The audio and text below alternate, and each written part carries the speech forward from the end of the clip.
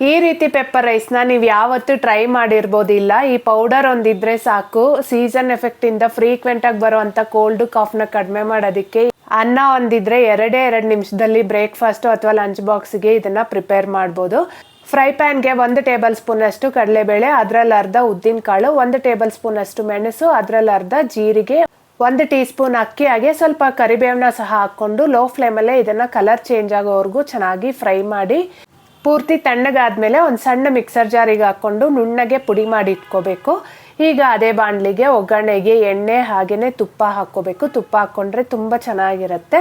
ಈಗ ಸಾಸಿವೆ, ಕಡಲೆಬೇಳೆ, ಉದ್ದಿನಬೇಳೆ, ಕಡಲೆ ಬೀಜನ ಹಾಕ್ಕೊಂಡು ಇದೆಲ್ಲ ಚೆನ್ನಾಗಿ ಫ್ರೈ ಆದಮೇಲೆ ಕೊನೆಯಲ್ಲಿ ಗೋಡಂಬಿ, ಒಣಮೆಣಸಿನ್ಕಾಯಿ, ಹಾಗೆಯೇ 1/4 ಸ್ಪೂನಷ್ಟು ಇಂಗು, ಹಾಗೆ ಸ್ವಲ್ಪ ಕರಿಬೇವಿನ ಎಲೆನ ಸಹ ಹಾಕ್ಕೊಂಡು ಚೆನ್ನಾಗಿ ಫ್ರೈ ಮಾಡ್ಕೊಂಡಾದ್ಮೇಲೆ 2 ಕಪ್ ಆಗೋಷ್ಟು ಅನ್ನ, ಹಾಗೆ 2 ಸ್ಪೂನ್ ಆಗೋಷ್ಟು ಈ ಮೆಣಸಿನ ಪುಡಿನ ಸಹ ಹಾಕ್ಕೊಂಡು ರುಚಿಗೆ ಬೇಕಾಗಿರೋಷ್ಟು ಉಪ್ಪು ಹಾಕಿ ಚೆನ್ನಾಗಿ ಮಿಕ್ಸ್ ಮಾಡಿಕೊಂಡ್ರೆ ಆಯಿತು.